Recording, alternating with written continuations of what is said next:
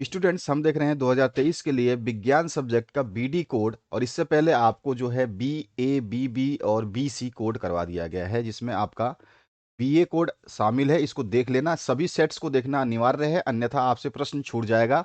Mathematics में मैंने ये बात बताई थी और आप लोगों में से बहुत सारे बच्चों ने सारे सेट्स पढ़े थे, वो सारे बच्चे 90 प्लस चले गए हैं। तो बी ए देख लेना, बी ए करवा दिया है और उसके अलावा बी बी करवा दिया है और बी सी भी करवा दिया है। अभी आप जो देख रहे हैं वो बी डी देख रहे हैं, इसके बाद बी ई आपका नेक्स्ट आ जाएगा। तो ये ध्यान रखना है आपको, ये सारे सेट्स जरूर देखना। ये आपके ऊपर डिपेंड है, अगर आप नहीं देखते हैं तो आपके ही मार्क्स कम होंगे, मेरे मार्क्स नहीं होंगे। आप समझ सकते हैं इस बात को।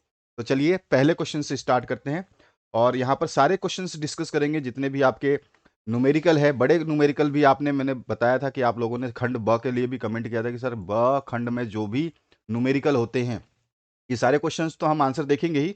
और यहाँ पर जो न्यूमेरिकल है कि ये देखिए, एक वस्तु अवतल दर्पण के फोकस तथा ध्रुव के बीच स्थित है, इसका भी हम प्रतिबिंब बनाएंगे, आरेख बना करके इसकी प्रकृति ज्ञात करेंगे। ठीक है, साथ ही साथ जो है विद्युत शक्ति का क्या तात्पर्य है, इसमें 200 वाट एक हीटर जो है कनेक्टेड है, इसके न्यूमेरिकल को हम सॉल्व करेंगे। और यहाँ पर जो है 0.9 मीटर स्क्वायर क्षेत्रफल वाली एक कुंडली का भी हम न्यूमेरिकल, ये सारे न्यूमेरिकल, ये अथवा वाला न्यूमेरिकल, ये न्यूमेरिकल, ये न्यूमेरिकल, साथ ही साथ में आपका इस न्यूमेरिकल को भी हम सॉल्व करेंगे और इसको भी सॉल्व करेंगे। तो ये बड़े प्रश्नों को भी हम सॉल्व करेंगे और बाकी सारे प्रश्न हम जो है नीचे दिए गए हैं वो सारे प्रश्नों को देखेंगे। चलिए बढ़ते हैं हम अपने सॉल्यूशन की तरफ। पहले क्वेश्चन से स्टार्ट करेंगे। तो यहाँ पर जो पहला क्वेश्चन है, खंड अ की बात करें तो जिन बच्चों ने अभी तक बी ए बी बी और बी सी कोड नहीं देखा है वो सारे के सारे देख लो, समय आपके पास नहीं बचेगा क्योंकि मैं नेक्स्ट कोड भी आपका अवेलेबल कराने वाला हूं। तो यहाँ पे दिया गया क्वेश्चन में 20 सेंटीमीटर फोकस दूरी वाले उत्तल दर्पण, उत्तल दर्पण यानी कि आपको बोल दिया है कि ये कॉन्वेक्स मिरर है। ठीक है, कॉन्वेक्स मिरर है। मैं इसको इंग्लिश में बता दूंगा, पहले हिंदी में देखिए। 20 सेंटीमीटर फोकस दूरी वाले उत्तल दर्पण के सामने 20 सेंटीमीटर की दूरी पर स्थित वस्तु का प्रतिबिंब बनता है। तो कहां बनता है ये बताना है और कितनी दूरी पे बनता है ये बताना है। सबसे पहले हम इस न्यूमेरिकल को सॉल्व करेंगे।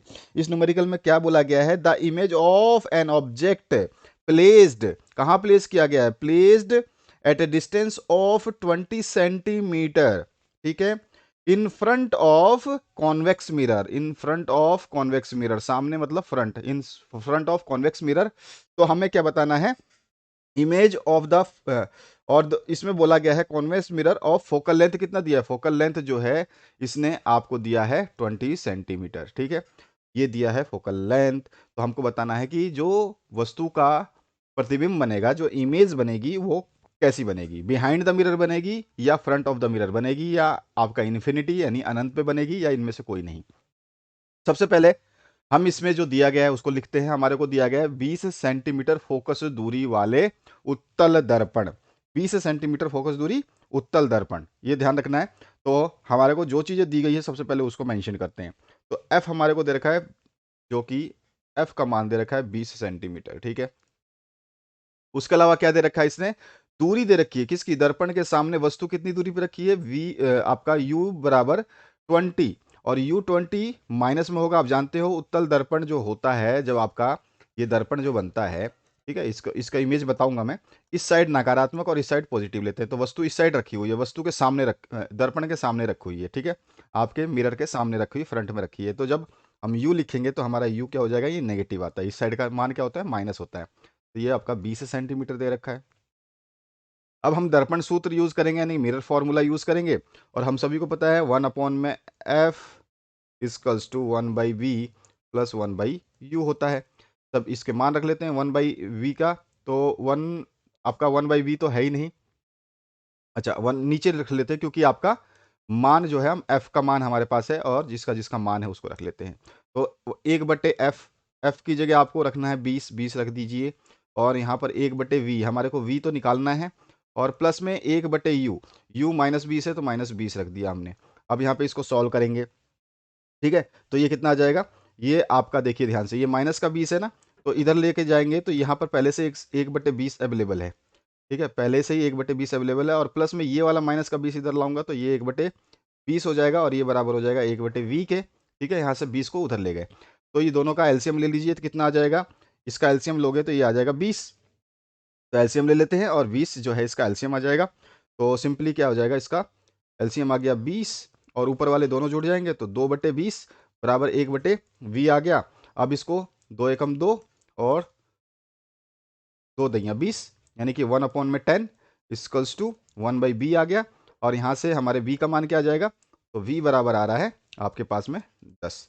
तो 10 सेंटीमीटर तो आ गया और पॉजिटिव आया, आप देख रहे हो पॉजिटिव है ये 10, यानी कि जो मिरर आपका जो इमेज बनेगा वो बिहाइंड द मिरर बनेगा, है ना, पीछे बनेगा। ठीक है, 10 सेंटीमीटर दूरी पर दर्पण के पीछे जो है इमेज फॉर्म होगा, बिहाइंड द मिरर होगा। अब इसका डायग्राम देखते हैं, ये आपने नोट कर लिया। अब इसके डायग्राम को हम डिस्कस कर लेते हैं कि इसका डायग्राम कैसा रहेगा। ठीक है, तो इसका डायग्राम कैसा रहेगा ये देखिए, यहाँ पर हम इसके डायग्राम को डिस्कस करने वाले हैं, हर चीज़ को डिस्कस करेंगे ताकि हम लोगों को दिक्कत ना हो। देखिए इस डायग्राम को, इसको मैं थोड़ा बड़ा करता हूँ ताकि आपको समझ में आ जाए।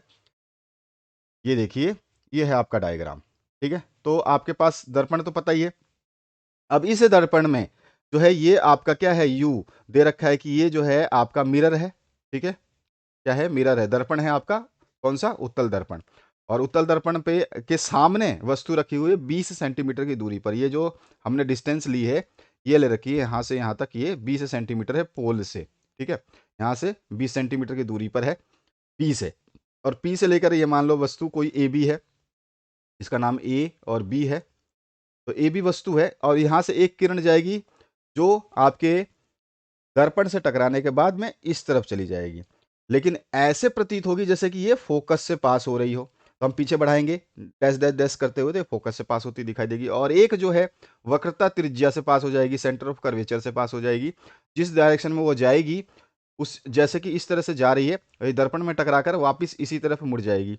ठीक है, लेकिन अब हमारे को तो इमेज फॉर्म करनी है, तो हमको इस लाइन को डैश डैश डैश करके वक्रता त्रिज्या तक बढ़ा देनी है, और जहां पे दोनों काटेंगे वहां पर इमेज बन जाएगी। अब देखो दोनों लाइनें कहाँ काट रही है, तो दोनों लाइनें जो है काट रही है कहाँ पर, आपको देखो एफ और पी के बीच में काट रही है ना, एफ और पी के बीच में काट रही है। साथ ही साथ कितनी यहाँ पर हमारे को ये बीच क्या है, ये फोकस दे रखा है हमारे को, फोकस का आंसर दिया था ना कि आपका वक्रता त्रिज्या फोकस जो है 20 सेंटीमीटर दे रखी थी, तो 20 सेंटीमीटर फोकस की हमने दूरी ले ली थी।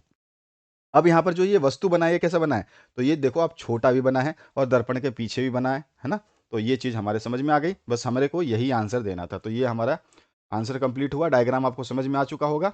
और कितना बना है, तो आप देख रहे हो कि वस्तु है अगर ये ना इससे छोटा ही बना है साथ ही साथ। ठीक है ना, तो 10 सेंटीमीटर दूरी पर दर्पण के पीछे बना हुआ है। अब ये जहां पे भी बना होगा ना, यहाँ पर देख रहे हो आप, ये जो फोकस है, ये फोकस की दूरी दे रखी है, इस पॉइंट से एफ तक की दूरी दे रखी है 20। और ये जो दर्पण के पीछे बना है ना, ये कहीं 10 सेंटीमीटर की दूरी पे बना हुआ है। इसके बीच की दूरी कितनी होगी, 10 के आसपास होगी। जब हम इसको स्केल से बनाएंगे ना तो बिल्कुल परफेक्ट 10 आएगा आपका। ठीक है, स्केल से बनाना सब कुछ मैंने आपको समझा ही रखा है। अगले क्वेश्चन की बात करते हैं। क्वेश्चन नंबर 2 देखिए, इसमें एक अवतल लेंस द्वारा किसी वस्तु का बना प्रतिबिंब होता है। अवतल यानी कि आपका कोनकेव मिरर से जो भी आप का इमेज बनेगा वो कैसा होता है ये बोला गया है। तो यहाँ पे हम कहते हैं the image formed by convex lens, यहाँ पे मिरर नहीं है सॉरी लेंस है, ध्यान रखना लेंस की बात हो रही है। लेंस में मतलब कि आपकी किरण आर पार चली जाएंगी, दर्पण में आर पार नहीं जाती है, दर्पण में तो पॉलिश होता है। ठीक है, तो यहाँ पर इसका डायग्राम बना के दिखा देते हैं हम। देखो इस तरह का एक डायग्राम बनेगा, डायग्राम से हमको पता चल जाएगा कि एक अवतल लेंस द्वारा किसी वस्तु का बना प्रतिबिंब कैसा होगा। तो यहाँ पर इसका डायग्राम हम देख लेते हैं ताकि आपको समझ में आ पाए कि हमारे को डायग्राम में ही तो सबसे ज्यादा टेंशन होती है। देखो इस डायग्राम को समझ लो, आपका आंसर आपको दिखाई देगा। ये है अवतल दर्पण, सभी को पता है अवतल दर्पण नहीं लेंस। ठीक है, ये क्या है आपका लेंस है। और कौन सा, कॉनकेव अवतल। ठीक है, तो यहाँ पर देखो, यहाँ पे मैंने कहीं सी से परे यानी सेंटर ऑफ कर्वेचर जो है आपका वक्रता त्रिज्या से हमने कहीं वस्तु रखा ए बी। ठीक है, ए बी रखा और इसका देखो यहाँ से ये जो लाइन जा रही है ये आपका इस तरह से जाएगी। ठीक है, और यहाँ पर जाकर के बीच में ये किससे, लेंस से टकरा कर लेंस से परावर्तित हो जाएगी और ऐसे परिवर्तित होगी जैसे कि वो फोकस से पास हो रही हो। तो देखो इस डायरेक्शन में चली जाएगी, हम इसको पीछे पीछे बढ़ा देंगे तो ये फोकस से पास होती हुई दिखाई दे रही है। इसी तरह से एक किरण हमारी जो है पोल से जाएगी, पोल मतलब आपका जो आपका centre of curvature optical centre है, जिसको हम क्या बोलते हैं, प्रकाशित बिंदु बोलते हैं। यहाँ से ये इस तरह से जाएगी और सीधी निकल जाएगी, लेकिन हम इसको क्या है वापस से उल्टा बनाएंगे, क्योंकि ये तो निकल तो जाएगी, तो हम क्या कहेंगे कि जो इस दिशा में आती है वापस इसी दिशा में वो चली जाती है। तो हम इस दिशा में इसको हम डैश डैश डैश करके दिखा देते हैं। अब दोनों देखो कटी हुई है, वहां पर बना आपका इमेज, ये बना आपका ए डैश और बी डैश। एक चीज देखने को मिली कि यहाँ पर ए बी रखा था, अगर मैं सी पर भी ए बी रखूं तो भी यही इस ऐसा ही इमेज छोटा ही बनेगा। अगर मैं यहाँ पर सी पे रख दूं, ये वाला मान लो यहाँ पे सी पे रख दिया, अगर सी पे रखूंगा तो फिर से ये लाइन ऐसी जाएगी और ऐसे निकल जाएगी। और दूसरा जो है, यहाँ से मुझे क्या करना पड़ेगा, एक किरण जो है सेंटर ऑफ कर्वेचर से पास करानी पड़ेगी। तो मैं जैसे ही, सॉरी, आपका पोल से पास करवाऊंगा तो ऐसे देखो पोल से फिर से ये पास इस तरह से हो जाएगी। आप देखो फिर से वस्तु यहीं बन रहा है, दोनों लाइनें कहाँ कटी, ये तो पीछे ये वाली लाइन तो हमेशा सबके लिए एक ही रहेगी, क्योंकि आपका पैरेलल एक्सिस जो आता है, पैरेलल लाइन जो आती है वो प्रिंसिपल एक्सिस के क्या होती है, समानांतर होती है। और समानांतर लाइन क्या होती है, आपके फोकस से पास होती है, ठीक है ना। तो यहाँ से ये गई और यहाँ पे आई। अगर आप कहीं भी वस्तु को रखोगे यही बनेगा। आप चाहे तो और भी बना करके देखोगे ना डायग्राम, जितना भी डायग्राम आप बनाना चाहो यहाँ पे रखो। ये एफ पे आपने किस पे रखा, सी पे रखा, आप सी और एफ के बीच में रखोगे तो भी आपका डायग्राम ऐसे ही आएगा। यहाँ से देखो ये सीधी सीधी किरण जाएगी, इसको हम फिर से फोकस से पास कराएंगे और यहाँ से जो आएगा वो पोल से पास जाएगा। तो पोल से फिर से यहाँ से एक पास करा दीजिए, तो यहाँ से जो मैं पोल से पास कराऊंगा ये लो पोल से पास हो गया। फिर देखो यहाँ पे कटा, फिर से आपको इस वस्तु से छोटा ही बनता हुआ दिखाई दे रहा है। यहाँ पे कटा और यहाँ पे छोटा ही बनता दिखाई दे रहा है। अब फिर आप ऐप पे रखोगे तो भी आपका ऐसे बनेगा। मतलब किसी भी कंडीशन में आपने देखा जो वस्तु है, जो इमेज बनी है वो छोटा बना है, साथ ही साथ आप देख रहे हो कि ये सीधा भी बना है। सीधा बनता है, कभी भी जब इमेज सीधा बनेगा, सीधा होगा तो वो हमेशा क्या होगा, आभासी होगा, ठीक है, आभासी होगा। और सीधा यानी कि इरेक्ट हो गया ये, ठीक है, इरेक्ट बोलते हैं इसको। और आभासी मतलब क्या होता है, हम वर्चुअल बोल देंगे इसको, वर्चुअल हो गया ये। और साथ ही साथ देख रहे हो छोटा भी बना हुआ है, तो हम कह सकते हैं ये छोटा बनेगा, छोटा यानी कि डिमिनिश्ड हो गया, ठीक है। अब ये डिमिनिश्ड हो गया, तो अब हम देख लेते हैं यहाँ पे ऑप्शन सीधा आभासी छोटा। तो ये हमारा ऑप्शन कहाँ पे मैच कर रहा है, वही हमारा आंसर हो जाएगा। तो चलिए इसको देखते हैं। सीधा आभासी और छोटा, सीधा आभासी और छोटा, सीधा छोटा और आभासी, ये आपका सी ऑप्शन इसमें करेक्ट हो जाएगा, ठीक है। अगले प्रश्न की बात करते हैं। इसमें आपसे पूछा गया है, स्वस्थ नेत्र के लिए स्पष्ट दृष्टि की न्यूनतम दूरी, कम से कम दूरी कितनी होती है, minimum distance of clear vision कितना होता है हेल्दी आइज की, तो वो 25 सेंटीमीटर होता है। आप अपनी बुक को अगर 25 सेंटीमीटर से ज़्यादा अपने आँख के पास लाओगे तो आपको उसके अक्षर दिखाई नहीं देंगे, धुंधले बहुत ज़्यादा दिखाई देंगे, आप पढ़ नहीं पाओगे। चौथा जो प्रश्न है, वैद्युत ऊर्जा का मात्रक आपको बताना है। वैद्युत ऊर्जा का मात्रक क्या होता है ये आपको बताना है, बस सिंपल सा क्वेश्चन है। तो वैद्युत ऊर्जा का मात्रक क्या लिखते हैं हम, आपको अच्छी तरह से याद होगा, अगर नहीं याद है तो यहाँ पर आप ध्यान रखिएगा। विद्युत शक्ति को हम पी बोलते हैं, और पी जो होता है ना पावर, पावर को हम डिनोट करते हैं आपका वर्क अपॉन टाइम से, वर्क अपॉन टाइम, जिसको हम बोलते हैं कार्य बटे में समय, ठीक है, ये होता है। तो ये डब्ल्यू अपॉन में टी होता है। लेकिन हम ऊर्जा की बात कर रहे हैं। अब ऊर्जा क्या होता है, देखो वह ऊर्जा जो होती है ना, हम कहें वह या ऊर्जा, एनर्जी जो होती है, एनर्जी, वो एनर्जी क्या होगी आपकी, एनर्जी जो होगी वो होती है आपके शक्ति, यानी कि पावर इनटू टाइम, पी बटे टी। ध्यान रखना, ये फॉर्मूला याद रखना। देखो यहीं से निकल जाएगा ना, शक्ति क्या होती है, पावर इनटू टाइम। ये जो वाट है ना, ये कार्य, कार्य ही शक्ति होती है एक तरह से। तो हम कह सकते हैं कि जो हम ऊर्जा निकालेंगे ना वो पी इंटू टाइम हो जाएगा। तो पी इंटू टाइम क्या हो गया, यानी कि P is the power, power का जो यूनिट होता है वो क्या होता है, वाट होता है। पावर का यूनिट एनर्जी जो ई इक्वल्स टू क्या होता है, पी इंटू टी होता है। और एनर्जी तो आपकी जूल में होती है, ठीक है। लेकिन जो ये एनर्जी जूल में होती है, तो यहाँ पे जो आंसर आएगा वो तो जूल में आएगा, ठीक है, वो तो छोड़ो। पावर जो होता है हमारा वाट में होता है, तो हम मैं लिखता हूँ वाट। और ये जो समय होता है ये सेकंड में होता है। तो वाट गुणा में सेकंड इसका आंसर हुआ। लेकिन यहाँ पर देख रहे हो कि वाट गुणा में सेकंड तो दिया नहीं है कहीं। तो हम क्या करेंगे, ये वाट जो है ये सेकंड है, तो इस वाट को हम किलोवाट बोल सकते हैं। अगर इसको किलोवाट कर रहे हैं तो ये क्या हो जाएगा, सेकंड से क्या हो जाएगा, ये घंटा हो जाएगा, यानी कि आवर हो जाएगा, ठीक है। तो किलोवाट आवर, ये इसका आंसर हो गया, यानी कि घंटा। किलोवाट घंटा हो गया, आवर मतलब घंटा, और किलोवाट, वाट का किलोवाट किया तो सेकंड का क्या हो जाएगा, आवर हो जाएगा, है ना। समझ रहे हो, यूनिट जब वाट को हम किलोवाट बनाएंगे, किलो में बदल रहे हैं, तो सेकंड को भी क्या घंटे में बदल देंगे। ठीक है, दोनों चीजें बदलती हैं साथ में, तो किलोवाट घंटा जो है हम इसका आंसर लिख देंगे, डी ऑप्शन करेक्ट हो जाएगा। क्लियर हुआ। अगले क्वेश्चन की बात करते हैं। निम्नलिखित सूत्रों में से कौन सा गलत है। सबसे इंपॉर्टेंट चीज है, आपको मेन सूत्र आपको पता होना चाहिए कि V equals to I R होता है। मेन सूत्र ये होता है। मेन सूत्र क्या होता है, ये होता है। अब V इक्वल्स टू आपको आई आर गिवन है। अब यहाँ से आप V का मान तो आपको दे दिया, ये तो सही है फॉर्मूला, इसमें गलत तो है नहीं, गलत हमें बताना है। अब इसी फॉर्मूले से मैं अगर V बटे आई करूँ, तो यहाँ पे V है, इस I को इधर लाऊं तो V बटे आई इक्वल्स टू क्या हो जाएगा, R। तो इसका मतलब ये भी सही है। ठीक है। अच्छा, अब देखते हैं इससे, ये आई इक्वल्स टू वी बटे आर होता है, तो अगर मैं आई यहीं छोड़ूं तो वी बटे आर हो जाएगा। इसी इसी इक्वेशन से, एक इक्वेशन से हम सारे निकाल रहे हैं। तो यहाँ पर देखिए, मैं आई इधर छोड़ दूं, इधर तो पहले से वी है, इधर आर था, उस आर को इधर ना लाऊंगा क्योंकि इधर गुणा है, तो इधर आके भाग हो जाएगा। तो I equals to V upon R, ये भी सही है। ठीक है। ये देखो, ये वाला चौथा ऑप्शन, यहाँ पर v equals to I R होता है। स्टैंडर्ड फॉर्मूला याद रखो, ये वाला स्टैंडर्ड फॉर्मूला आपका होता है, v equals to I R, इससे सारे इक्वेशंस बनते हैं सारे।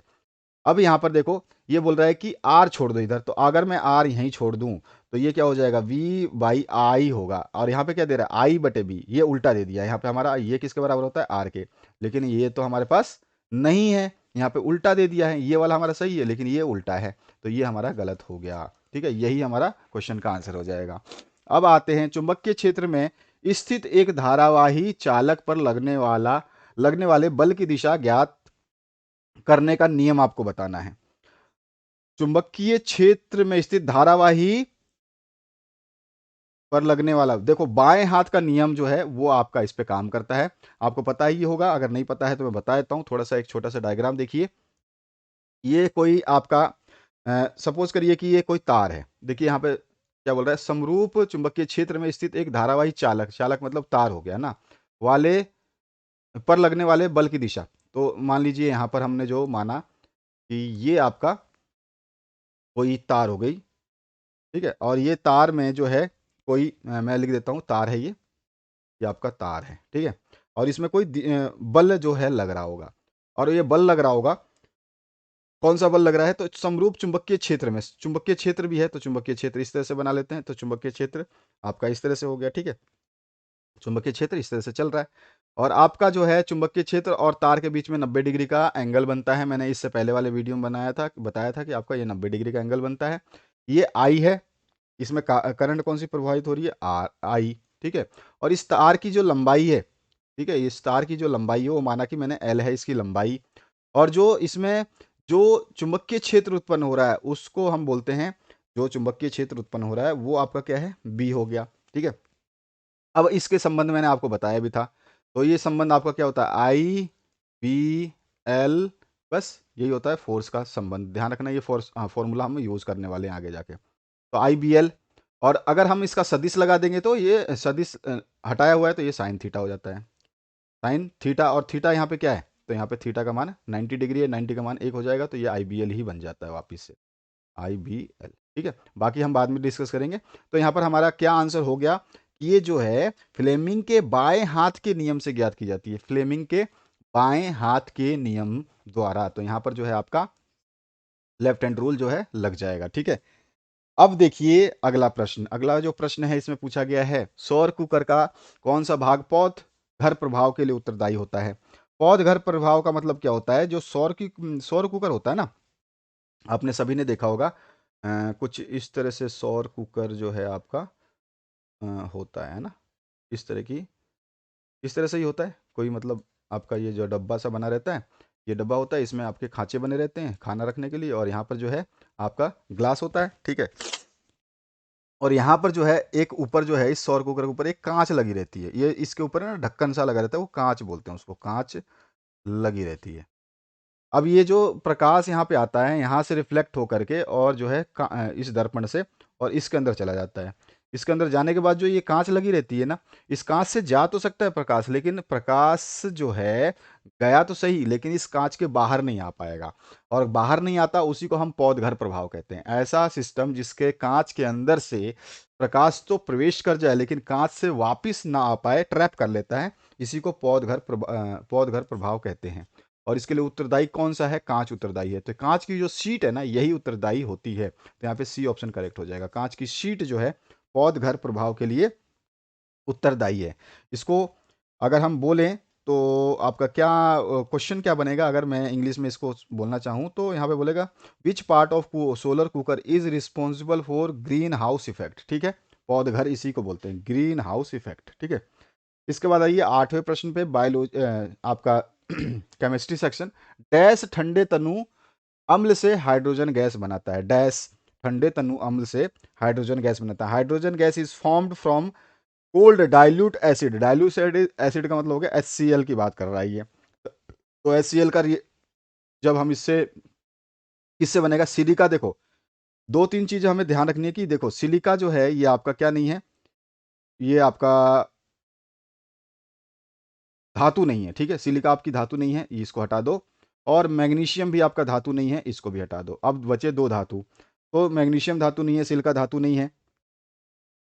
तो हमारा जो कॉपर से कभी भी आपने देखा, कॉपर क्लोराइड का नाम नहीं सुना है, जिंक क्लोराइड का नाम सुना है। तो जिंक जो है यहाँ पर आंसर आ जाएगा सी ऑप्शन। क्योंकि जो आप Zn से जब HCl की अभिक्रिया कराते हैं, ठीक है, HCl की अभिक्रिया कराते हैं, तो ये हमारे को जो है ZnCl2 प्लस में आपका H2 गैस देता है।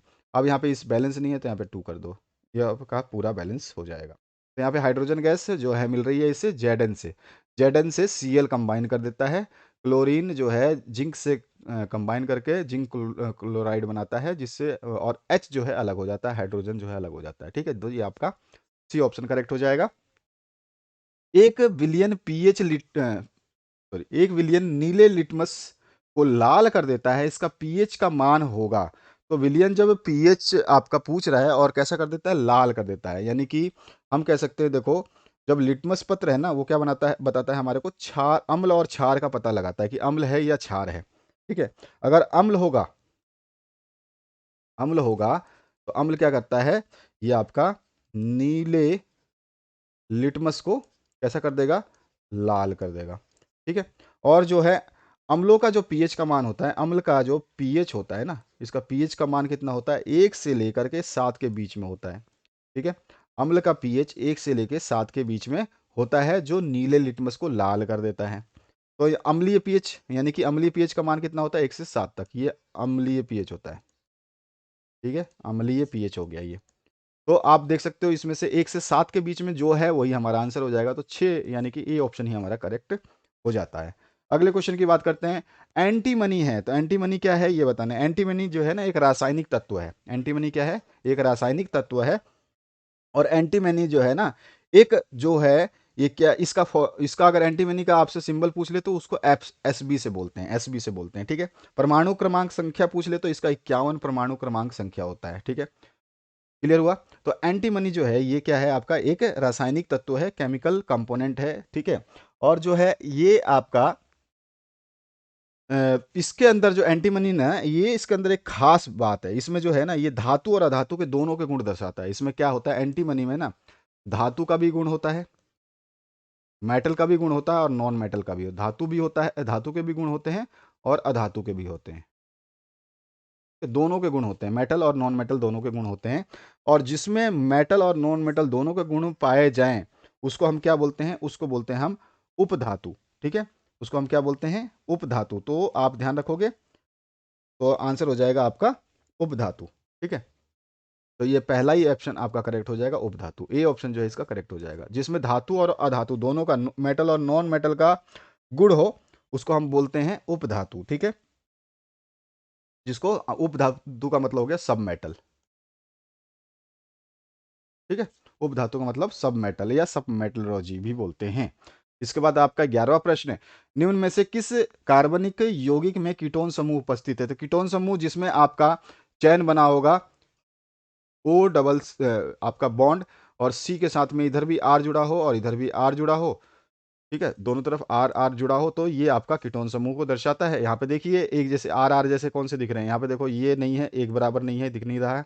इसमें ये भी सही है, ये भी सही है, तो और इसमें हमारे को ये ग्रुप भी दिख रहा है, तो यही हमारा बी ऑप्शन जो है करेक्ट हो जाएगा। बाकी में देखोगे तो यहाँ पे देखो CH3 है, इधर H है, ये भी नहीं है, इधर H है, इधर OH है, ये भी नहीं है। बाकी सभी में आपको दिख रहा है कि O सी तो जुड़ा हुआ है, ऑक्सीजन और कार्बन तो जुड़े हुए हैं सभी में, लेकिन हमारे को देखना है कि आर आर दोनों में किधर है। ठीक है, तो ये हमारा क्या है, कीटोनिक समूह होता है। इतना बहुत है आपको समझ में आने के लिए, बाकी मैं और डिटेल में बताऊंगा तो आप कंफ्यूज हो जाओगे, इसलिए रहने दो। ठीक है, आगे बढ़ते हैं नेक्स्ट। अच्छा, इसका नाम क्या है, अगर इसका नाम पूछ ले, CH3 आपका सी से कंबाइन है फिर CH3, इसको क्या बोलते हैं हम, तो इसको प्रोपेनॉन बोलते हैं। क्या बोलते हैं, प्रोपेनॉन। प्रोपेनॉन को साधारण नाम में क्या बोलते हैं, इसको एसीटोन बोलते हैं। ठीक है, तो इसको एसीटोन भी बोला जाता है, प्रोपेनॉन भी बोला जाता है। आयुपैक नेम प्रोपेनॉन है, और वैसे जनरल लैंग्वेज में इसको एसीटोन बोला जाता है। एसीटोन का कभी कभी ऐसे देता है, एसीटोन लिख देगा ये वाला, बोलेगा इसका आयुपैक नेम बताओ, तो ये भी थोड़ा सा ध्यान रखना है आपको। अगला जो 12वां प्रश्न है, निम्नलिखित में समजातीय युग्म है, आपको समजातीय युग्म बताना है। समजातीय युग्म कौन से होते हैं, आपको सभी को पता होगा। वो जो है ना, ये क्या होते हैं समजातीय, जो कि आपको पूरे के पूरे कैसे होते हैं, क्रियात्मक समूह एक हो तो वही समजातीय ग्रुप युग्म कहलाते हैं। ठीक है, अब देखो यहाँ पर CH4 जो है, ध्यान रखना, ये CH4 क्या है, तो ये है आपका एल्केन। सभी को पता होगा CH4 क्या है आपका, ये है आपका एल्केन। ठीक है, अच्छा, ये एल्केन है आपका, ध्यान रखोगे आप। अच्छा, अब जो है ये C2H4 ये क्या है, तो ये एल्कीन है। ये क्या है, एल्कीन है। ठीक है, ये एल्केन है, ये एल्कीन है। अब ये दोनों अलग अलग होते हैं, ग्रुप तो एक जैसा नहीं हुआ। अच्छा, CH3OH इसमें जुड़ा हुआ है। ठीक है, और OH इधर भी जुड़ा हुआ है। जब दोनों तरफ ही आपके, अच्छा, OH नहीं, यहाँ पे CHO जुड़ा हुआ है, पूरा का पूरा CHO है। CH3 तो है ही, CH3 तो इसमें भी है। CH3 के साथ इधर OH जुड़ा हुआ है, CH3 के साथ इधर CHO जुड़ा हुआ है। और OH क्या होता है, तो OH जब जुड़ा होता है तो इसको हम बोलते हैं एल्कोहल। तो ये तो हो गया एल्कोहल। ठीक है, और जब CHO जुड़ा होता है तो इसको बोलते हैं एल्डिहाइड। ठीक है, तो ये क्या है आपका, एल्डिहाइड, हाइड। ठीक है, अच्छा, यहाँ पे देखो, यहाँ पर जुड़ा हुआ है CHO, ध्यान से देखोगे, और यहाँ पर भी देखोगे CHO। ठीक है, दोनों तरफ CHO जुड़ा हुआ है, और CHO को हम क्या बोलते हैं, एल्डिहाइड। तो यहाँ पे भी एल्डिहाइड है और यहाँ पर भी एल्डिहाइड है, दोनों तरफ एल्डिहाइड है। तो ये हमारा जो है युग्म कैसा हो गया, समजातीय युग्म हो गया, कि दोनों तरफ ही जो है क्रियात्मक समूह सेम टू सेम है। ये भी क्रियात्मक समूह इधर भी है, और यही क्रियात्मक समूह इस वाले आइटम में भी है, यानी कि सी ऑप्शन तो करेक्ट हो गया। आगे देख लेते हैं, अगर आगे आप देखना चाहो तो OH जुड़ा हुआ है तो एल्कोहल है, ये तो आपका दिख ही रहा है। और जो है इसके अलावा क्या है, तो यहाँ पर देखो, यहाँ पे सी आपका एल्डिहाइड जुड़ा हुआ है, इधर इधर क्या है आपका CHO। ठीक है, CHO है ना, यहाँ पे एल्डिहाइड है, यहाँ पर क्या है एल्कोहल है, यहाँ पे एल्डिहाइड है, तो ये अलग अलग हो गए। तो यहाँ पर हमारा ये ग्रुप सही है, तो सी ऑप्शन करेक्ट हो जाएगा। आइए 13वें नंबर क्वेश्चन पे, आधुनिक आवर्त सारणी आधुनिक आवर्त वर्गीकरण का आधार है। आधुनिक आवर्त सारणी का वर्गीकरण क्या क्या आधार है, सभी को पता है, परमाणु क्रमांक के आधार पर, यानी परमाणु संख्या के आधार पर। तो बी ऑप्शन करेक्ट हो जाएगा, परमाणु संख्या के आधार पर। इसके बाद आती है बायोलॉजी क्वेश्चन, पादपों में जाइलम का कार्य होता है। तो पादपों में जो जाइलम का कार्य होता है ना, वो क्या होता है आपका, वो होता है हमारा जल का संवहन करना। ठीक है, जाइलम जो है वो क्या काम करता है, ये जाइलम का काम क्या है, जल का संवहन करना होता है। अगर फ्लोएम पूछता तो क्या काम होता है, इसका कमेंट करके बताइएगा, अगर आपको याद है तो। फ्लोएम का क्या कार्य है, मुझे कमेंट करके बताइएगा, आंसर इसमें है। आते हैं 15 नंबर क्वेश्चन पे। मस्तिष्क उत्तरदायी होता है, मस्तिष्क जो है हमारा ब्रेन, वो सोचने के लिए भी उत्तरदायी होता है, हमारे हृदय के स्पंदन यानी कि धड़कने के लिए जिम्मेदार होता है, धड़कन के लिए जिम्मेदार होता है, और साथ ही साथ शरीर का संतुलन बनाने के लिए भी जिम्मेदार होता है। इस तरह से ये सभी के सभी आंसर हमारे सही हैं, राइट आंसर हो जाएगा ये सभी, है ना। आइए चलिए बढ़ते हैं अगले प्रश्न की तरफ, जिसमें निम्न में से कौन मानव में मादा जनन तंत्र का भाग नहीं है। तो मादा का भाग जो नहीं है, यानी कि नर का जो भाग है, वो बताना है। यहाँ पे देखो, मादा जनन तंत्र जो होता है ना, उसमें आपका जनन अंग कौन सा होता है, गर्भाशय होता है, अगर आप चाहें तो गर्भाशय।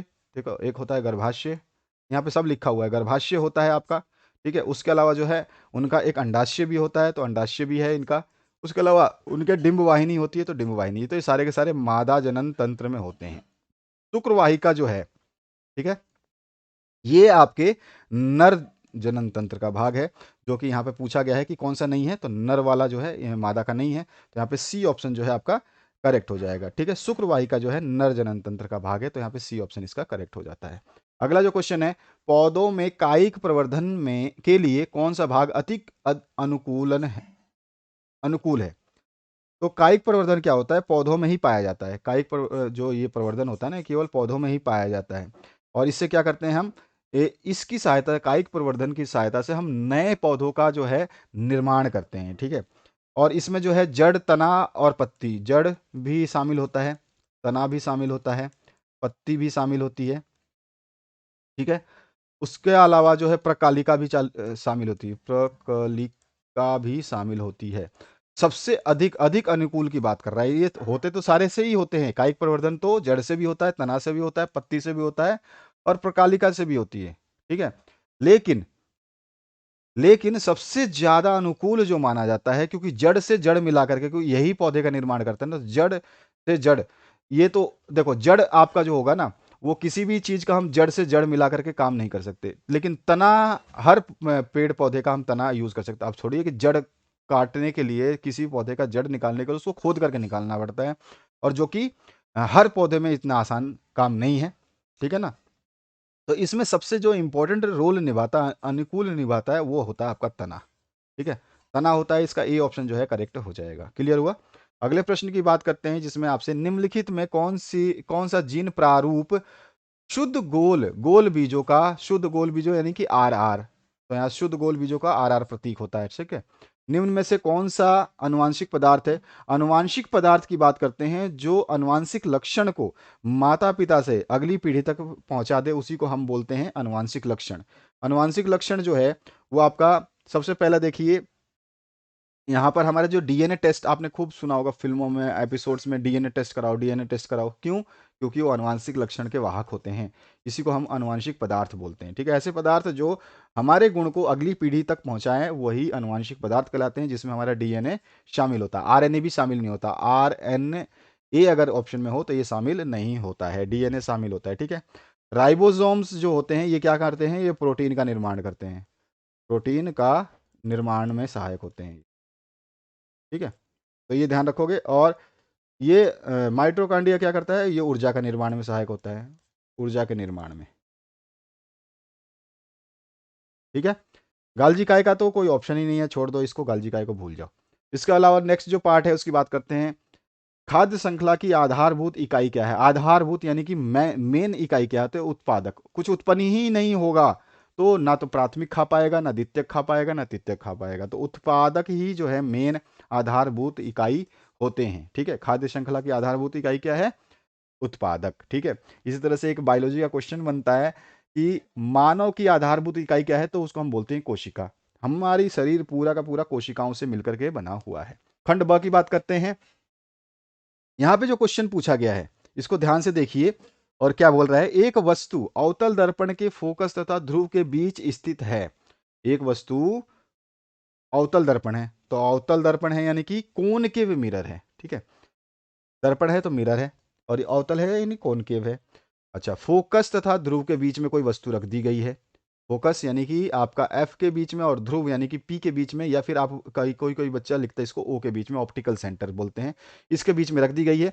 वस्तु के प्रतिबिंब की स्थिति, यानी कि आपको बताना है कि ये प्रतिबिंब कहाँ बना है, प्रकृति कैसी है, छोटा है या बड़ा है, और वस्तु के प्रतिबिंब के किरण आरेख हमें बनानी है। और 4 नंबर यहाँ से मिल जाएगा, कुछ भी नहीं है इसमें, बना लेते हैं आरेख को और आसानी से समझ लेते हैं। यहाँ पे मैं बना देता हूँ। ठीक है, तो चलो सबसे पहले तो हम वो बना लेते हैं अपना उसको सॉरी, कॉनकेव मिरर। ठीक है, कॉनकेव मिरर बनाया हमने, और यहाँ से इसके पीछे वाले पोर्शन को हटा देते हैं, और इसमें हम एक लाइन खींच देते हैं, ये रहा लाइन। साथ ही साथ इसकी पॉलिश कर देते हैं, क्योंकि कॉनकेव मिरर है तो अंदर की तरफ धसा हुआ रहेगा और ऊपरी सतह पे पॉलिश रहेगी। मिरर है ये, ध्यान रखना, लेंस नहीं है, लेंस होता तो पारदर्शी रहता। तो ये हो गया हमारा अवतल दर्पण। ठीक है, ये क्या हो गया हमारा अवतल दर्पण। अब इसने बोला है जो चीज ध्यान है, ये हमारा जो यहाँ पे, जहाँ पे दर्पण का ये लाइन मुख्य अक्ष जो होती है, ये काटती है, उसको हम बोलते हैं पोल या ऑप्टिकल सेंटर, ओ बोल सकते हो, प्राकर्षिक बिंदु या प्रकाशित बिंदु बोलते हैं हम इसको। और इंग्लिश में पोल बोला जाता है। अच्छा, पी से जितनी दूरी पे हमारा एफ होगा, हम मान लो यहाँ पे एफ लेते हैं, तो उतनी ही दूरी पे हम सेंटर ऑफ कर्वेचर सी लेते हैं। मैंने आपको हर बार बताया है कि पी से एफ की दूरी और एफ से सी की दूरी सब बराबर होती है आपस में। ठीक है, तो अगर ये यहाँ पे इतनी दूरी है तो यहाँ से उतनी दूरी मेरे को इधर भी लेनी पड़ेगी। अच्छा, इसने जो बोला है क्वेश्चन में, ये समझिए कि ये बोल रहा है कि पी और एफ के बीच में कोई वस्तु है, तो ये एफ है, ये पी है, तो यहाँ पे कोई वस्तु मान लेते हैं कि मैंने ये वस्तु जो है यहाँ ले ली। ठीक है, थोड़ा सा दूर, यहाँ पी और एफ के बीच में ले ली, कहीं भी बीच में ले सकते हो, मैं थोड़ा सा दूर मिरर से थोड़ा दूर रख रहा हूँ ताकि इमेज बना लूँ। बाकी और कुछ है नहीं। सबसे पहले हम जो है एक किरण इस तरह से पास कराएंगे जो पैरेलल होगा मुख्य अक्ष के, और जो समानांतर होगा आपको सभी को पता है वो क्या होगा। तो ऐसा प्रतीत होगा कि ये जो है फोकस से पास हो रहा हो, यानी कि मैं अगर देखूं तो ये कुछ इस तरह से पास होता हुआ दिखाई देगा। ठीक है, जो समानांतर होगा वो कहाँ से जाता है, फोकस से। यानी कि मैं इसको थोड़ा सा आगे बढ़ा दूं तो ये इस तरह से। ठीक है, तो ये आपका फोकस से पास हो जाएगा। और क्या ये मुझे पास कराना पड़ेगा, तो आंसर होगा कि देखो भैया, पास तो ये आपका फोकस से होगा। ठीक है, और दूसरी चीज एक और, यहां से आया और यहां से ये फोकस से पास हो गया। चलो ठीक है, कोई बात नहीं। तो यहां पर तो ये आपका एक लाइन बन गई। और दूसरी चीज हम क्या बोलें, दूसरी चीज अगर, अच्छा एक चीज और है कि हम इसको एक लाइन और हमें बनानी है जिससे ये हमारा इमेज बन पाए। तो यहां पर मैं इस दर्पण से कुछ ऐसे किरण को निकालूंगा कि वो सेंटर ऑफ कर्वेचर से पास हो जाए। तो यहां से अगर मैं देखूं तो इसको देखो, यहां से इस तरह से, कुछ इस तरह से। ठीक है, चलो ठीक है। अब देखो, अब मैंने जो है ऐसा एक और रे डायग्राम रे लिया जो सीधे के सीधे क्या करे, यहां से ऐसे करते हुए सीधे सीधे सीधे इधर चला जाए और सेंटर ऑफ कर्वेचर से पास हो जाए। तो सेंटर ऑफ कर्वेचर से भी पास हो रहा है, तो इस तरह से हम दिखा देते हैं इसको। अब जो है इसमें देखो, ये भी लाइन आगे चली जाएगी, तो मैं आगे बना देता हूँ इसको, ऐसे चली जाएगी ये। ठीक है, पोल से भी पास करा सकते हैं, चाहो तो पोल से पास करा दो, वो भी आपके ऊपर डिपेंड है, वो आपकी मर्जी है। तो अवतल दर्पण के ध्रुव और फोकस के मध्य रखी हुई कोई वस्तु, अवतल दर्पण के ध्रुव है ये, और फोकस के बीच में रखी हुई एक वस्तु है। ठीक है,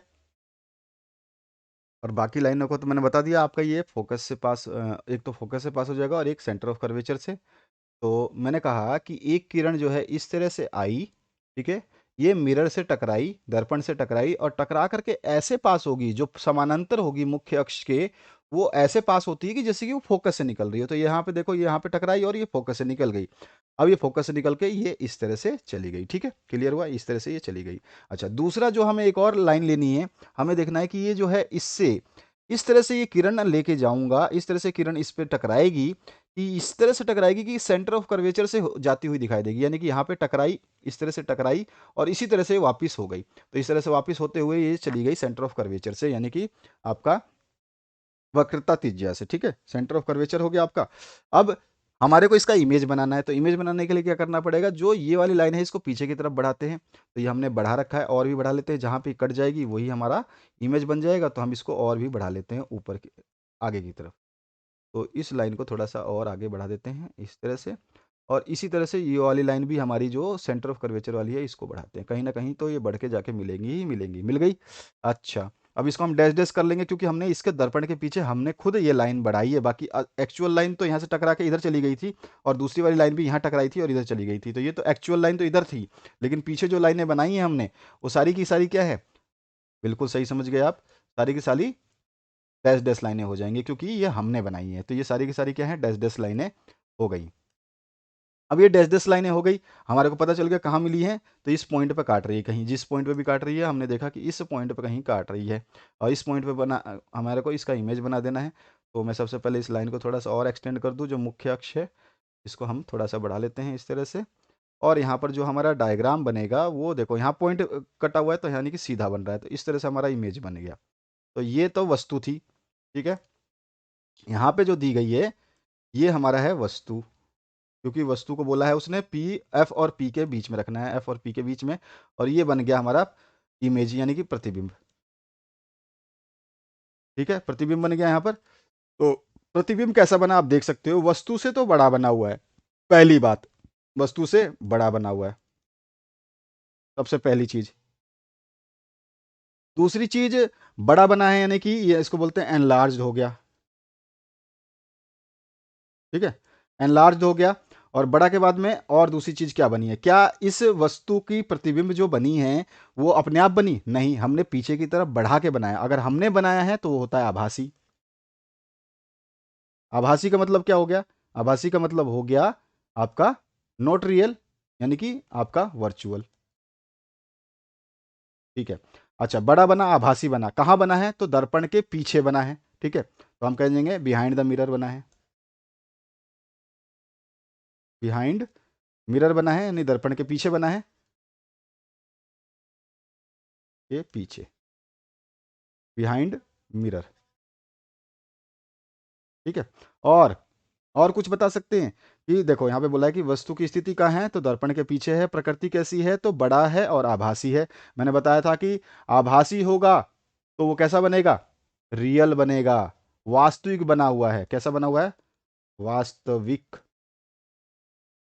नहीं सॉरी, वर्चुअल, आभासी बना हुआ है ना। और आभासी है तो आपका इमेज कैसा हो जाएगा? आभासी, वर्चुअल, वर्चुअल होगा तो हमारा जो है, वर्चुअल होगा तो आपका, वर्चुअल होगा तो हमारा सीधा होगा, ठीक है।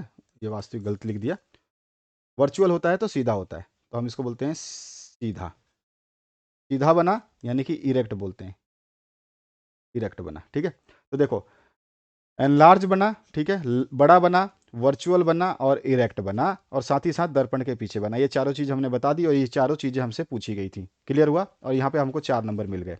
क्लियर हुआ आपको? दोबारा से समझ चुके होगे आप, इसको दोबारा ट्राई करना। पी से एफ जितनी दूरी पर है उतनी दूरी पे सी बनाना, फिर आप लाइन खींचना। पहले एक लाइन पैरेलल जाएगा जो दर्पण से टकराने को ऐसा लगेगा कि वो फोकस से पास हो रहा है, और दूसरी लाइन जो है आपकी वस्तु की दर्पण पे ऐसे टकराएगी कि लगेगा कि वो सेंटर ऑफ सी से पास हो रही है। उसी सी वाले लाइन को पीछे की तरफ बढ़ाना, आपको प्रतिबिंब बनता हुआ दिखाई देगा पीछे की तरफ, क्योंकि आपको बढ़ाना पड़ेगा बनाने के लिए। और जो है इसको बढ़ाओगे तो इसका मतलब आप बना रहे हो इमेज, आप बना रहे हो तो इसका मतलब वो आभासी होगा यानी कि वर्चुअल होगा। और जब भी वर्चुअल इमेज बनेगा तो हमेशा सीधा बनेगा। वर्चुअल जब भी बनेगा वो सीधा बनेगा। मैंने कहा है आभासी बनेगा तो हमेशा सीधा बनेगा। आभासी और सीधा का कनेक्शन सीधा सीधा है। आभासी रहेगा ना तो हमेशा क्या बनेगा? सीधा बनेगा, ध्यान रखना, ठीक है। और वास्तविक बनेगा, अपने आप बनता ना, ये इमेज इधर बनता, अब ये लाइन कंटिन्यूअस लाइन होती तो हमेशा उल्टा बनता, ठीक है, ये ध्यान रखना। तो आभासी होगा तो सीधा होगा और वास्तविक होगा तो उल्टा होगा, यानी कि वर्चुअल होगा तो इरेक्ट होगा और आपका वास्तविक मतलब रियल होगा तो इन्वर्टेड होगा, ठीक है। चलिए, अगला जो क्वेश्चन है दूरदृष्टि वाला, ये कर लोगे आप, थ्योरेटिकल क्वेश्चन है। यहाँ पर विद्युत शक्ति से क्या तात्पर्य है ये भी आप कर लोगे, लेकिन यहाँ पे क्वेश्चन है 200 वाट का एक हीटर 250 किलो मेन से जुड़ा हुआ है। 200 वाट का कोई हीटर है और वो मेन से जुड़ा हुआ है, सब ठीक है। 200 वाट का हीटर है, हीटर यानी कि आपको दे दिया इसने कि आपके पास पावर जो है इसकी कितनी है, 1000 वाट है। पी दे रखी है इसने, पी बराबर 1000, नहीं सॉरी, पी बराबर आपको कितना दे रखा है, 200 वाट। तो पी हमारे को दे रखा है 200 वाट, ठीक है। ये चीज़ लिख लीजिए, 200 वाट जो है आपका इसका पी है। पी बराबर है आपका 200 वाट। साथ ही साथ जो है आपको क्या दिया है, वोल्ट दिया है 250, ठीक है। तो वी दिया हुआ है आपको 250 वोल्ट दिया हुआ है, ठीक है। अच्छा, हमारे को क्या निकालना है, हीटर में प्रवाहित धारा, यानी कि हमें आई प्राप्त करना है। आई हमारे को नहीं दिया हुआ है। और हीटर में तार का प्रतिरोध, हीटर के तार का प्रतिरोध यानी कि आर प्राप्त करना है, ये भी हमारे को नहीं दिया हुआ है। और 10 घंटे में व्यय की गई ऊर्जा, ठीक है, तो वो भी हम निकाल लेंगे। चलिए, पहले तो हम आपको बताते हैं कि इसमें पी और वी दिया हुआ है, इसका संबंध क्या होता है। तो अभी अभी हमने थोड़ा सा डिस्कस किया था, अगर आप याद रखेंगे तो अच्छी बात है, नहीं रखते हैं तो फिर से याद कीजिए कि पावर जो होता है ना, पी इक्वल्स टू होता है आई इंटू वी या वी इंटू आई, ठीक है। आई इंटू वी या वी इंटू आई। पी का मान मेरे पास दिया गया है क्वेश्चन में, ठीक है। पी मेरे को दिया गया है 200, तो पी की जगह रखूंगा 200, ठीक है। आई मुझे निकालना है और वी का मान मेरे पास 250, ठीक है। तो आई बराबर क्या हो जाएगा, आई बराबर हो जाएगा 200/250, ठीक है। ये आई का मान निकल गया, इसको काट पीट लेना। चलो, अगला जो है हमारे को आई के अलावा क्या निकालना है, नेक्स्ट जो है हमारे को निकालना है आर का मान, ठीक है। तो देखो, आर के मान के लिए पी का एक और फॉर्मूला होता है, पी बराबर क्या होता है, वी स्क्वायर बटे आर होता है, ठीक है। पी का मान क्या होता है, वी स्क्वायर बटे आर होता है। अब हमारे पास पी भी है और वी भी है, ठीक है, पी भी है और वी भी है, तो पी का मान रखेंगे, तो पी का मान यहाँ पे रख दीजिए। पी मेरे को दे रखा है 200, ठीक है, या फिर हम क्रॉस कर लेते हैं ना, आर का मान इधर कर लेते हैं, ठीक है। तो यहाँ से अगर मैं इस इक्वेशन से देखूँ, इसी इक्वेशन से ये आपका आर उधर चला जाएगा, मुझे आर तो प्राप्त करना है, तो आर बराबर वी स्क्वायर बटे में पी हो जाएगा। और वी मेरे को दे रखा है आपका 250 का स्क्वायर, यानी 250 गुणा में 250 बटे में पी कितना दे रखा है, तो पी मेरे को दे रखा है 200। अब इसको निकालोगे तो आर निकल जाएगा, ठीक है। ये 250 गुणा 250 बटे में 200 है, एक जीरो से एक जीरो, एक जीरो से एक जीरो काट दो, ये जीरो से जीरो काट दो, ये जीरो से जीरो काट दो, 25 गुणा 25 कितना हो जाए 600, 25 बटे में 2 आ गया, तो आर का मान आपका आ जाएगा, ठीक है। यहाँ पे क्योंकि ये स्क्वायर है तो 250 गुणा 250, वी का मान कितना है 250 दिया हुआ है ना, वोल्टेज, ये चीज़। अच्छा आगे बढ़ो। 10 घंटे में व्यय की गई ऊर्जा की हमें वो निकालना है, 10 घंटे में तो एनर्जी कंज्यूम निकालना है। ई का फॉर्मूला मैंने आपको थोड़ी देर पहले बताया था, पी इंटू टी होता है। अगर आपने न्यूमेरिकल ध्यान दिया, मैंने कहा था सारे फॉर्मूले यूज होंगे। तो ई का मान हमारे को, ई बराबर क्या हो जाएगा, पावर कितनी दे रखी है, तो पी हमने देखा था अभी अभी कि पी हमारे को 200 दे रखा है। समय कितना दे दिया इसने, तो इसने दे दिया आपको टी कितने घंटे दे दिए हैं, 10 घंटे, ठीक है। तो 10 घंटे में आपका हमें निकालना है, तो 10 घंटे का क्या हो जाएगा आपका, गुणा में 10 कर दीजिए, क्योंकि हमको 10 घंटे का निकालना है। और ये हो जाएगा ई इक्वल्स टू 2000, है ना, 2000। और ये देखिए ये किस में निकलेगा, आपको क्या दिया गया है, ये वाट में दिया है, तो ये वाट में आया ना। इसको किलो वाट में बदलोगे तो क्या हो जाएगा, 2000 बटे में 1000 से डिवाइड कर दो, तो यानी कि 2 किलो वाट जो है इसका आंसर आ गया, ठीक है। Energy consume 2 kilowatt. और कुछ पूछा है, नहीं पूछा। चलो अब चौथे प्रश्न को देखिए, चौथे प्रश्न में क्या पूछा गया, इसको हम सॉल्व कर लेते हैं फटाफट। फ्लेमिंग का वायमहस्त नियम लिखना है, इसको बता देना है आपको। अच्छा इसमें आपसे क्वेश्चन पूछा गया है, 0.9 मीटर स्क्वायर क्षेत्रफल वाली एक कुंडली को 2 into 10⁻⁻2 weber metre square, weber per metre square के एक समान चुंबकीय क्षेत्र में रखने पर कुंडली से बद्ध चुंबकीय फ्लक्स कितना होगा, चुंबकीय फ्लक्स, ठीक है। फाई का मान पूछ रहा है। यहाँ पे देखिए चुंबकीय फ्लक्स जो होता है ना, उसको हम फाई से डिनोट करते हैं, और इसका सूत्र मैं बता चुका हूं, अगर नहीं पता है तो मैं बता देता हूं। इसको होता है बी ए कॉस थीटा, ध्यान रखोगे। फाई का मान होता है, फोर्स का मान क्या होता है, एफ बराबर क्या होता है, आई बी एल साइन थीटा, ये चीज ध्यान रखना। ये बल फोर्स होता है, और ये 5 चुंबकीय फ्लक्स होता है, ठीक है। यहाँ पे चुंबकीय फ्लक्स कितना होगा ये पूछा है, ठीक है। कब, चुंबकीय क्षेत्र के अनुदिशित हो, यानी पैरेलल हो। चुंबकीय क्षेत्र जैसे इस तरह से बी, अब मैंने आपको दिखाया था डायग्राम कि बी इस तरह से है, और इसी के समानांतर जो है आपका चुंबकीय क्षेत्र के इस तरह पैरेलल हो, तो इन दोनों के बीच में कोण बनेगा ही नहीं, और कोण बनेगा नहीं तो क्या होगा, जीरो होगा। यानी कि मैं बोलूं चुंबक की पहले कंडीशन की बात करूं, पहले कंडीशन में अगर वो अनुदिश हो, यानी कि पैरेलल हो, समानांतर हो, तो इस कंडीशन में चुंबक बी हमारे को कितना दे रखा है, तो बी जो है एक कुंडली को इतने वेबर मीटर पर मीटर में समान चुंबकीय क्षेत्र, ठीक है। तो बी का मान सबसे पहले मैं बी लिख देता हूं। बी बराबर हमारे को दे रखा है 2 × 10⁻⁻2 वेबर पर मीटर, ठीक है। तो यहाँ पे मैं आपको वेबर पर मीटर लिख देते हैं, ठीक है। और साथ ही साथ और क्या दिया हुआ है इसमें, 0.9 मीटर स्क्वायर क्षेत्रफल भी दिया है ना, एरिया दिया है। तो ये कितना दिया है, एरिया बराबर आपको दिया है 0.9 मीटर स्क्वायर, ठीक है। तो ये दो बी और ए दिया हुआ, तो बी और ए का मान रखेंगे। थीटा, थीटा का मान मैंने बताया कि ये दोनों पैरेलल है, तो थीटा क्या हो जाएगा, शून्य हो जाएगा। तो पहली कंडीशन में थीटा का मान क्या हो जाएगा, जीरो हो जाएगा। इसमें रखिए मान, तो फाई का मान सबसे पहले चुंबकीय फ्लक्स निकालना, बी कितना है आपका 2 × 10⁻⁻2, और इंटू में आपका ए कितना है 0.9, इंटू में आपका ये थीटा का मान कितना है 0, और कोस जीरो का मान कितना होता है, तो कोस जीरो का मान सभी को पता होगा 1 होता है। कोस 0 डिग्री बराबर 1 होता है, ये चीज़ आपको ध्यान रखनी है। तो यहाँ पे रखोगे तो ये हो जाएगा 9×2 = 18, यहाँ पे 1 रखो, तो यहाँ पे फाई का मान कितना आ जाएगा, फाई का मान आ जाएगा 9×2 = 18, 9×2 = 1.8 इंटू 10⁻⁻2, 1.8 इंटू 10⁻⁻2 वेबर मीटर हो जाएगा, ठीक है। वेबर मीटर हो जाएगा, क्योंकि पर मीटर है, तो ये मीटर स्क्वायर से 1 मीटर कट जाएगा, तो वेबर मीटर हो जाएगा। तो वेबर मीटर जो है इसका आंसर आ जाएगा फ्लक्स का। दूसरा है चुंबकीय क्षेत्र, चुंबकीय क्षेत्र लंबवत हो, यानी कि अब ही आपका थीटा का मान क्या लेना पड़ेगा, हमें 90 डिग्री लेना पड़ेगा, ठीक है। तो चुंबकीय क्षेत्र का हमें यहाँ सब कुछ बी और ए वही रहेगा, फाई हमें निकालना है। तो बी का मान मेरे पास है 2 × 10⁻⁻², और इंटू में एरिया मेरे को दे रखा है 0.9, और इंटू में साइन, अब सॉरी कॉस जो है, आपको देखो कॉस क्या चुंबकीय क्षेत्र लंबवत हो, लंबवत का मतलब हो गया थीटा का मान जो है, इस थीटा का मान लंबवत क्या होगा 90 डिग्री होगा। लंबवत का मतलब जैसे आपकी चुंबकीय क्षेत्र इस तरह से जा रही है तो इस पे लंबवत है, तो यहाँ पे क्या बना 90 डिग्री बना, 90 डिग्री बना। तो हमारे को यहाँ पे थीटा अब क्या लेना है, क्योंकि हमें फ्लक्स निकालना है, एफ की बात कर रहा है, फोर्स की बात नहीं कर रहा, फोर्स निकालेगा तो फोर्स भी बात करेंगे, ठीक है। नीचे वाले में हम देखेंगे, यहाँ पे शायद आपको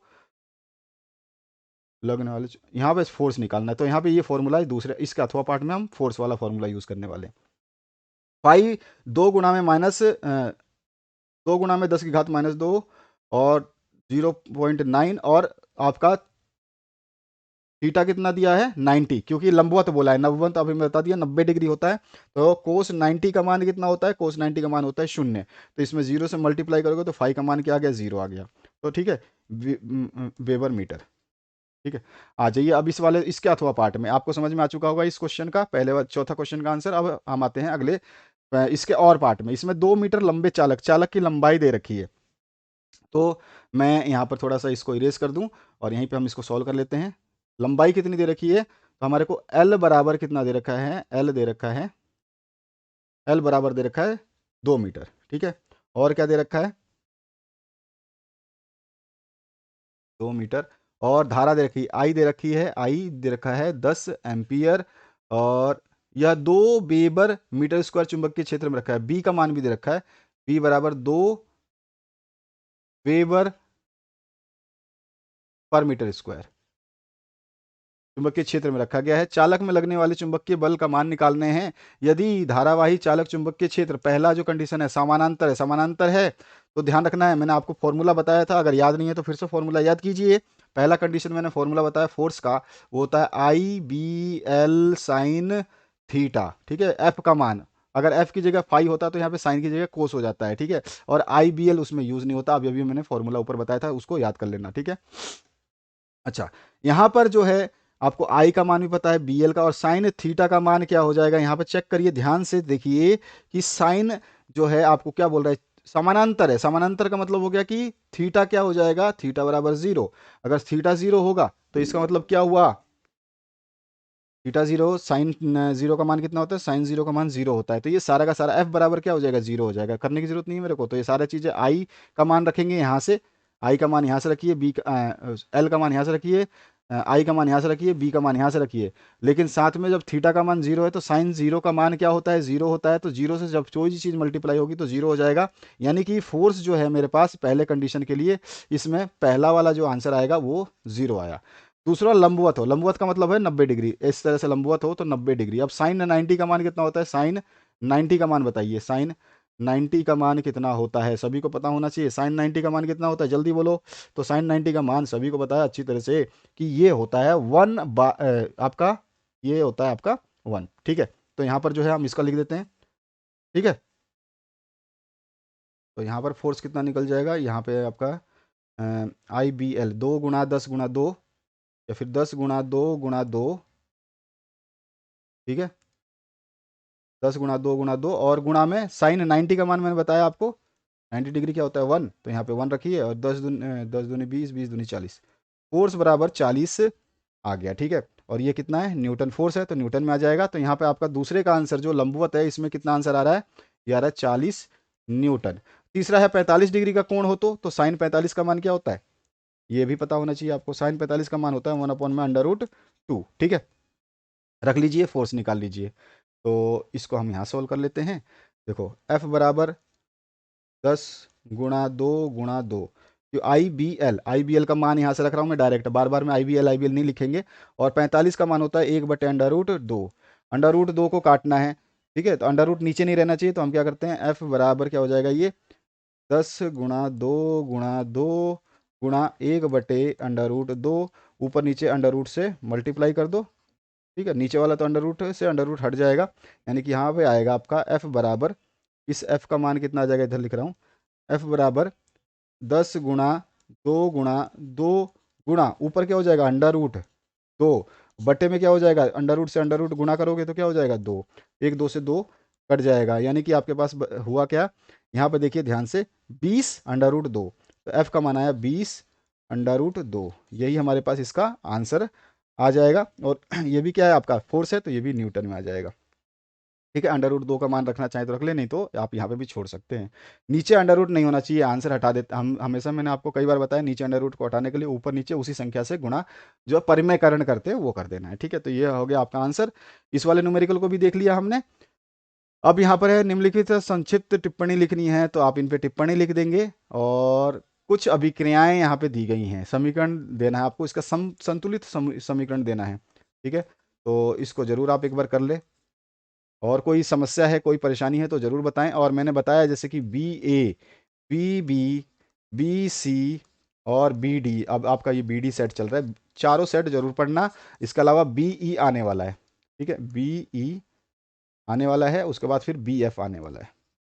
तो ये सारे सेट्स जो जरूर पढ़ लेना, जिसको अच्छे 100% से नंबर चाहिए, टेंशन फ्री रहो, जो बता रहा हूँ वो कर लो, उसके बाद में आपको टेंशन लेने की जरूरत नहीं है। आक्सी अनाक्सी श्वसन में अंतर बताना है, और उसके अलावा वक्राणु नेफ्रॉन का चित्र बनाना है, डार्विन के प्राकृतिक वर्णवाद में उपयुक्त सहित उपयुक्त मतलब इसको समझाना है, और कायिक प्रवर्धन से आप क्या समझते हैं, थोड़ा सा मैंने अभी आपको एमसीक्यू में बताया कायिक प्रवर्धन क्या होता है और कितने प्रकार का होता है, ये आपको बता देना है। तो इस तरह का ये प्रश्न है जो आपने देखा। आशा करता हूँ इस वीडियो को आप जरूर शेयर करेंगे अपने दोस्तों के साथ में, और सारे सेट्स जरूर देखेंगे, और प्लेलिस्ट आपके सामने आ रही है, इसमें सब कुछ अवेलेबल है। Thank you very much, have a good day.